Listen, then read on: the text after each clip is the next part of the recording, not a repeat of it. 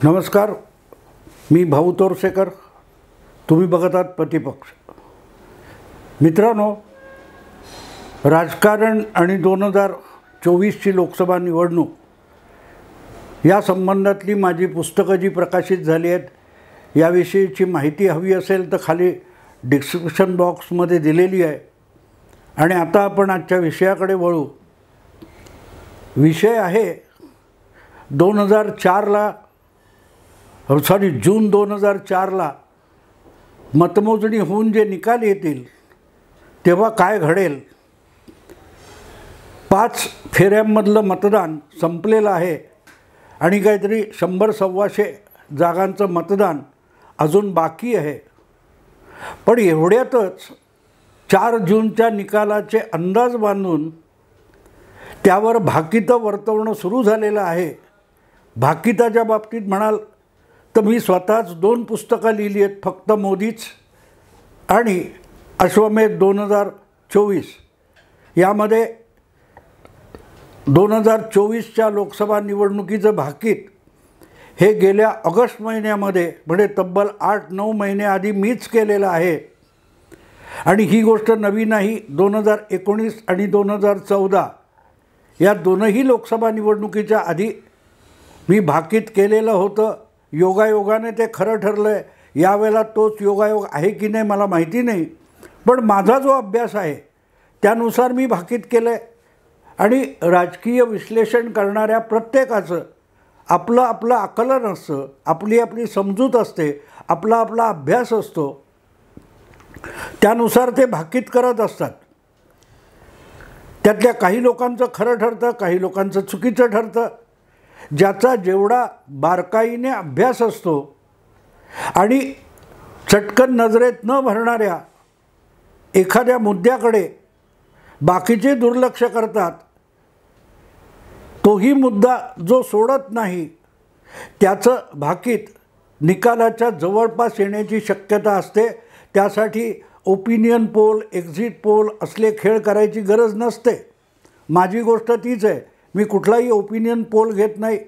आजवरच्या निवडणुकांचा जो निकाल असतो त्याचा अतिशय काटेकोर अभ्यास आणि प्राप्त परिस्थिती, उद्भवणारी परिस्थिती याच्यावर माझं भाकीत अवलंबून असतं. पण तरीही माझ्याही नजरेतून निसटणारे अनेक मुद्दे असतात. आणि असा एखादा मुद्दा जर कोणी मला नव्याने दाखवला किंवा बघता बघता कुठे सापडला तर त्याचंही अगत्याने विश्लेषण करून तुमच्यासमोर मांडणं हे मला माझं नेहमी कर्तव्य वाटत राहिले. आणि असाच एक नवा मुद्दा मला या 2 दिवसापूर्वी सापडला आणि म्हणून मला असं वाटलं की तो अधिक तपशिलात विश्लेषण करून, विशद करून तुम्हाला सांगावा. आता तुम्हाला माहिती आहे की शरद पवारांपासून उद्धव ठाकरेंपर्यंत आणि राहुल गांधींपासून आणखीन कोण कोण वेगळे, अखिलेश यादवपासून प्रत्येकाने आपापली भाकीतं केली आहेत. तशीच अनेक अभ्यासकांनीसुद्धा भाकीत केलेलं आहे. एका ठिकाणी कुठेतरी योगेंद्र यादव नावाचे माजी निवृत्त सेफॉलॉजिस्ट, चाचणीकर्ते यांचं एक भाकीत ऐकायला मिळालं आणि मला हसावं की रडावं कळेना. कारण हा माणूस म्हणतो भाजपचा गाडा 268 येऊन अडकेल. आता 268मध्ये 4 मिळवले की 272 होतात आणि त्यालाच बहुमताचा आकडा म्हणतात. तर 268 आणि बहुमत यामध्ये फारसा फरक राहत नसेल तर तिसऱ्यांदा मोदी येतात, यावर खुद्द योगेंद्र यादवनीसुद्धा शिक्कामोर्तब केलं आहे. आणि आकड्यांचा खेळ हा 4 जूनच्या रात्री उशिरापर्यंत चालत राहणार आहे. 5 जून नंतर संपणार आहे. पण या निमित्ताने ज्या चर्चा, उहापोह, डिबेट चालू आहेत ते सुद्धा अधूनमधून संधी मिळेल तेव्हा मी बघत असतो, समजून घेण्याचा प्रयत्न करत असतो. दावे प्रतिदावे असं म्हणणं सोपं आहे, पण कुठला दावा विवेकबुद्धीने केलेला आहे, तारतम्य राखून केलेला आहे याला प्राधान्य असलं पाहिजे आणि त्याला महत्त्व दिलं पाहिजे. आणि त्या दृष्टीने मला हा एक नवा मुद्दा सापडला. न्यूज 18 नावाची जी इंग्रजी वृत्तवाहिनी आहे त्यावर राहुल शिवशंकर हा जो अँकर आहे त्याच्या कार्यक्रमामध्ये 2-3 पॅनेलमध्ये सहभागी झालेले होते. एक काँग्रेसमधून हाकून लावलेला पण काँग्रेसचा समर्थक असलेला विश्लेषक संजय झा आणि आणखीन एक कोणतरी होता, पण तिसरा मी कधीही यापूर्वी न ऐकलेला असा एक चौधरी नावाचा पत्रकार राजकीय विश्लेषक त्या पॅनेलच्या चर्चेत होता. आणि त्यांनी एक मुद्दा असा मांडला की तो मला कमालीचा अपील झाला. खरं तर मी स्वतःला दोष दिला की याकडे आपलं लक्ष का नव्हतं. काँग्रेस 100पेक्षा अधिक जागा मिळवेल किंवा 150 जागा मिळवेल, काँग्रेसचं सरकार येणार आहे, इंडिया आघाडीचं सरकार येणार आहे, हे सगळे दावे करणारे एक गोष्ट विसरतात की कुठलंही सरकार बनवण्यासाठी 272 हा आकडा जुळवावा लागतो. मग तो एकपक्षीय असो किंवा 25-50 पक्षांनी एकत्र येऊन जुळवलेला 272 हा आकडा असला पाहिजे. आणि इंडिया आघाडीचं सरकार यायचं असेल किंवा भाजप विरोधकांचं सरकार यायचं असेल तर विरोधकांना मिळून 272चा आकडा पार करणं आवश्यक आहे. आणि त्याच्या सगळ्यात मोठा पक्ष म्हणून काँग्रेस पक्षाला सर्वाधिक जागा मिळवल्या पाहिजेत. आणि 272चा आकडा गाठायचा तर कमीत कमी 150च्या पार एकटी काँग्रेस गेली पाहिजे. काँग्रेस जर 150-160पर्यंत जाऊ शकली तर बाकीच्या सगळ्या लहान मोठ्या प्रादेशिक किंवा बिगर भाजपा पक्षांची गोळाबेरीज केली तर 2004 किंवा 2019 प्रमाणे बिगर भाजप सरकार बनू शकतं. पण ती शक्यता तेव्हाच निर्माण होते जेव्हा काँग्रेस 150च्या आसपास जाऊ शकेल. तुम्हाला आठवत असेल तर 2004मध्ये काँग्रेसने 146चा पल्ला गाठला होता आणि भाजप 138वर होता. त्यामुळे लहान मोठे पक्ष काँग्रेसच्या बरोबर गेले. अगदी आयुष्यभर काँग्रेसशी विरोध केलेला मार्क्सवादी कम्युनिस्ट पक्षसुद्धा काँग्रेसच्या बाहेरून पाठिंब्याला उपस्थित राहिला. आणि परिणामी बिगर भाजप सरकार बनलं. वाजपेयींची सत्ता संपली.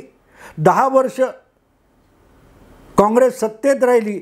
2009मध्ये त्यांना आव्हान देणारा नेतृत्व किंवा पक्ष नसल्यामुळे किंवा आघाडी नसल्यामुळे काँग्रेस 206पर्यंत गेली आणि निर्विवादपणे अल्पमत असूनसुद्धा निर्विवाद सत्ता काँग्रेसला भोगता आली. याचं एकमेव कारण असं होतं की भाजपला सत्तेच्या बाहेर बसवणं हे एकमेव उद्दिष्ट घेऊन त्यांनी ते सरकार बनवलेलं होतं. आज परत एकदा 2004 होईल का, शायनिंग इंडिया होईल का, अशी जी कुजबूज चालते त्या कुजबुजीमध्ये दम का नाही, त्या निव्वळ हवेतल्या अफवा आहेत असा दावा मी का करतो याचा मुद्दा या पॅनेलवरच्या राहुल शिवशंकर इंडिया 18 न्यूज 18 इंग्रजी वाहिनी त्यावर आलेल्या चौधरी नावाच्या एका पत्रकाराने दिला. आणि तो इतका सूक्ष्म मुद्दा आहे की चटकन अभ्यासकांच्याही लक्षात येणार नाही असा आहे. तुम्हाला माहिती आहे की 2006 इतक्या जागा 2009मध्ये 206 इतक्या जागा काँग्रेसला मिळालेल्या होत्या. आणि 2014मध्ये काँग्रेसची इतकी भयंकर घसरगुंडी झाली की काँग्रेस पक्ष सगळ्यात मोठा विरोधी पक्ष किंवा 2 नंबरचा पक्ष लोकसभेत असला तरी त्याला फक्त 44 जागा जिंकता आल्या होत्या. विरोधी पक्ष नेता म्हणून मान्यता मिळणंसुद्धा काँग्रेसला अशक्य होऊन गेलं. 2019मध्ये परत एकदा काँग्रेस 52वर येऊन अडकली 52. आणि विरोधी नेता होण्यासाठी कमीत कमी 55 खासदार असले पाहिजेत त्या पक्षाकडे. त्यामुळे लागोपाठ 2 लोकसभा निवडणुकांमध्ये अधिकृतपणे ज्याला विरोधी नेता म्हणता येईल असा कोणीही नेता नव्हता. ही सगळी आकडेवारी आणि हा इतिहास मी एवढ्यासाठी सांगतो की 44 किंवा 52 जागा काँग्रेसने मिळवल्या, त्यामध्ये काँग्रेसने 100% वाढ केली तरी 104 आकडा होतो, 150 होत नाही. काँग्रेसला गेल्या वेळेच्या दुप्पट जागा मिळाल्या तरी त्या 104 होतात, 150 होत नाहीत. त्यामुळे बिगर भाजपचं किंवा इंडी आघाडीचं सरकार बनवणं अशक्य का आहे याचं उत्तर आपल्याला मिळतं. आणि ते उत्तर एवढ्यासाठी महत्त्वाचं आहे की लोकसभेच्या 290 जागा अशा आहेत, 190 जागा अशा आहेत की जिथे थेट काँग्रेस आणि भाजप यांची लढत होते. या 190 पैकी 175 जागा भाजपने जिंकलेल्या आहेत गेल्या वेळेला आणि अवघ्या 15 जागा काँग्रेसला जिंकता आल्या. पण इथेच तर सगळी गंमत असते की आघाडी, इंडी आघाडी, त्याच्या बैठका हे घेण्यापेक्षा काँग्रेस पक्षाने ज्या 190 जागी भाजपशी थेट टक्कर आहे, जिथं तिसरा कुठलाही पक्ष काँग्रेसच्या किंवा भाजप विरोधातल्या मतदानाला भागीदार नाही आहे, मतविभागणी होण्याची शक्यता नाही, अशा 190 जागी जर काँग्रेसने अतिशय गंभीरपणे जबरदस्त टक्कर दिली असती तर भाजपला रोखणं शक्य होतं. पण त्याच्याऐवजी काँग्रेसने आपली सगळी ताकद आणि आपला सगळा वेळ हा कुठे खर्च केला तर इंडी आघाडी बनवण्यात खर्च केला. 543 जागी एकास एक उमेदवार देण्याचा प्रयत्न करण्यापेक्षा जिथे ऑलरेडी एकास एक लढत आहे अशा 190 जागी काँग्रेसने आपली सगळी ताकद झोकून दिली असती तरीही कमीत कमी 100 जागी भाजपला निवडणूक अवघड करून ठेवणं शक्य झालं असतं आणि काँग्रेसचा जो 50-52चा आकडा दिसतो तो सरकवून 90-100 पर्यंत नेता आला असता तरी भाजपला 300 जागा जिंकणं अवघड झालं असतं. पण हे सगळं मी जनरल सांगतोय. आता मुद्दा तुम्हाला सांगतो. चौधरी नावाच्या या विश्लेषक पत्रकाराने एक अतिशय सूक्ष्म वाटणारा आणि नजरेत न भरणारा मुद्दा त्या चर्चेमध्ये आणला. तो असा होता की काँग्रेसने गेल्या निवडणुकीमध्ये 52 जागा जिंकल्या, हे आपण सरसकट म्हणतो. पण या 52 जागा जिंकताना त्या प्रत्येक जागी काँग्रेसचं मताधिक्य किती होतं, किती निर्विवादपणे. उदाहरणार्थ भाजपने ज्या काय 303 जागा जिंकल्या त्यापैकी 224 जागी भाजपची मतं 50% अधिक होती. म्हणजे एकास एक उमेदवार असता तरीही भाजपने त्या जागा जिंकल्याच असत्या. नेमकी तीच गोष्ट या बाबतीत वेगळ्या प्रकारे बघता येते की काँग्रेसने ज्या 52 जागा जिंकल्या त्या 52 जागांपैकी 18 जागा अशा आहेत, 18 जागा की त्या 18 जागी काँग्रेसला 5000 पेक्षा कमी मताधिक्याने विजय मिळू शकला.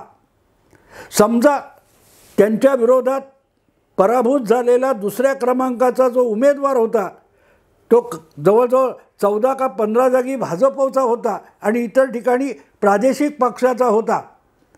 त्या उमेदवारांनी थोडी ताकद जरी गेल्या निवडणुकीत जास्त लावली असती तर या 18 जागा काँग्रेसला गमावण्याची पाळी आली असती. आणि या 18 जागा जर गेल्या निवडणुकीत काँग्रेसने गमावल्या असत्या, ज्या 5000 पेक्षा कमी मताधिक्याने जिंकलेल्या आहेत, तर काँग्रेस पक्षाची अवस्था 2019च्या निवडणुकीमध्ये किती झाली असती कल्पना करा मित्रांनो, किती झाली असती. 44 वरून काँग्रेस 34 वर आली असती, 34. 10 जागा 14 पेक्षा 19 मध्ये घटल्या असत्या. पण आपण असं मान्य करू की गेल्या वेळच्या 52 जागा या वेळेला सुद्धा काँग्रेस जिंकणार आहे.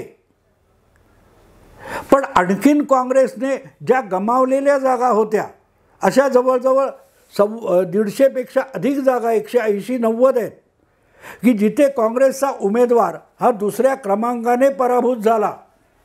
या दुसऱ्या क्रमांकाने जिथे काँग्रेस पराभूत झाली त्यामध्ये 19 जागा अशा आहेत की काँग्रेस पक्षाने फक्त 5,000च्या फरकाने त्या जागा गमावल्या. म्हणजे त्या जागी काँग्रेस पक्षाने 2019मध्ये जोरदार लढत दिली असती, अधिक मेहनत घेतली असती, 10-12 हजार अधिकचे मतदार आपल्याला मानणारे मैदानात आणले असते. जसं भाजप काय तो बूथ प्रमुख वगैरे करतो, पन्ना प्रमुख, तसं काही करून काँग्रेसने त्या 19 जागी 10-12 हजार आपला समर्थक मतदार उदासीन असताना बाहेर काढला असता, तरी त्या 19 जागा काँग्रेस जिंकू शकली असती. आणि त्या 19 जागा जिंकण्याचा अर्थ असा होतो की काँग्रेस पक्ष 52+19 म्हणजे 71 लोकसभेच्या जागा निवडून आणू शकला असता. ही गंमत आहे मित्रांनो. आणि म्हणून तो चौधरी नावाचा विश्लेषक जो होता त्याने एक छान मुद्दा मांडला की गेल्या वेळचं निवडणूक सोडून द्या, आत्ताची परिस्थिती लक्षात घ्या की भाजप विरोधात नाराजी असेल तर गेल्या वेळच्या काठावरच्या ज्या 18 जागा भाजपने जिंकल्या त्या 18 जागा यावेळेला सुद्धा काँग्रेस सहजगत्या जिंकेलच. पण भाजपविषयी नाराजी असल्यामुळे गेल्या वेळेला अवघ्या 5,000पेक्षा कमी फरकाने काँग्रेसने गमावलेल्या 19 जागा आहेत त्या काँग्रेस नक्की जिंकू शकेल. याचा अर्थ 2024च्या लोकसभा निवडणुकीमध्ये काँग्रेस पक्ष 52+19 71 जागा जिंकू शकतो. ही गंमत लक्षात घेतली पाहिजे की सगळा आटापिटा जो काय काँग्रेसने केला आहे आणि इंडी आघाडी जमवण्याचं नाटक रंगवलेलं आहे, त्यातून काँग्रेस फार फार तर 70पर्यंत जाऊ शकते.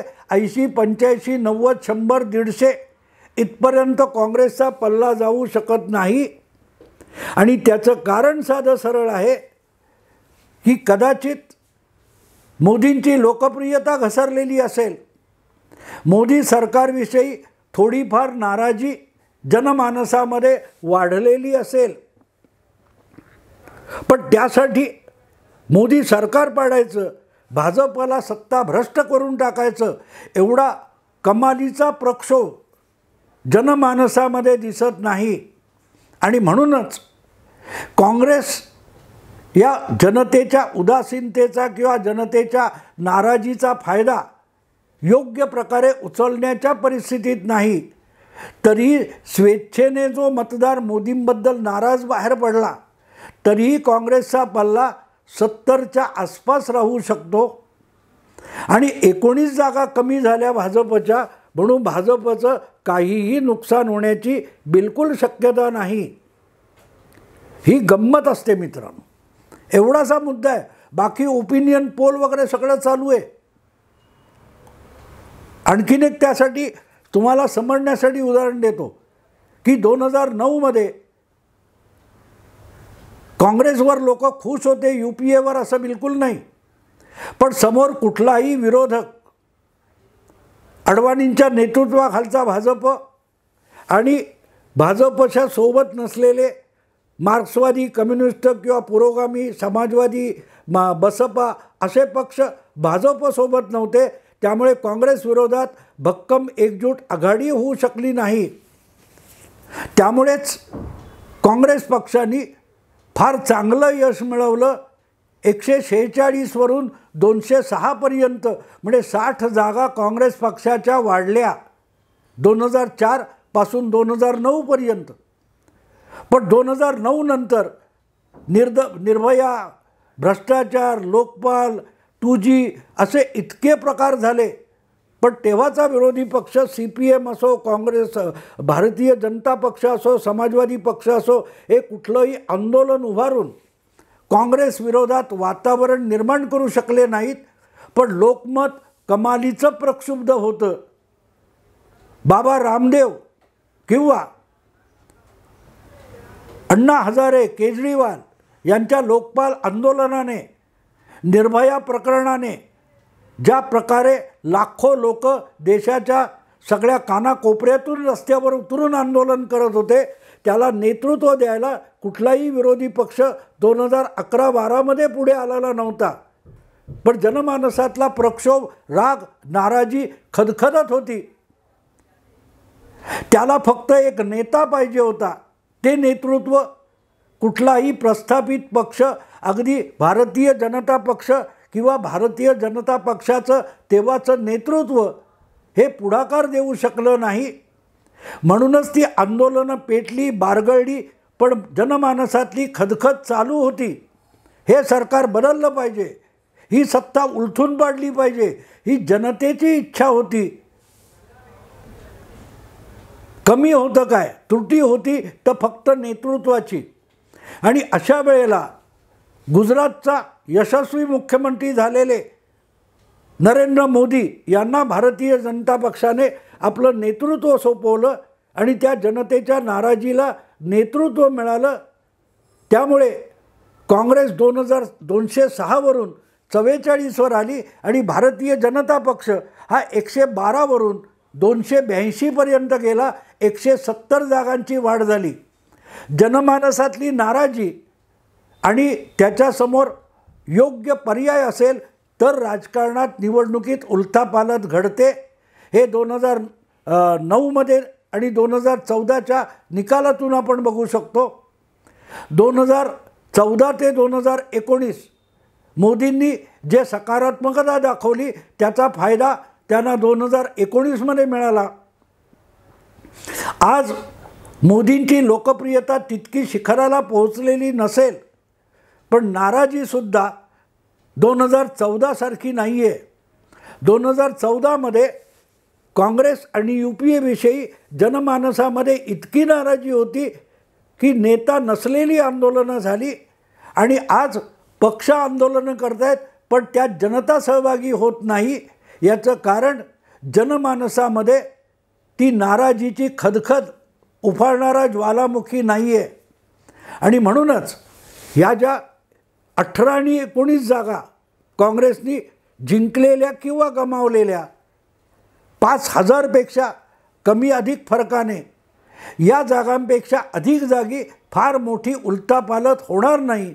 आणि म्हणूनच मोदी सरकार तिसऱ्यांदा किती सहजपणे बहुमत घेऊन 300 पार जाऊन निवडून येऊ शकतं याचा हा सूक्ष्म पुरावा त्या चौधरी नावाच्या विश्लेषकाने दिला. मलाही जो सुचला नव्हता तो त्यांनी जर दाखवला असेल तर त्याचं कौतुक करणं मला अगत्याचं वाटलं, म्हणून हा व्हिडिओ केला. आवडला लाईक करा, शेअर करा, सबस्क्राईब करा. नमस्कार.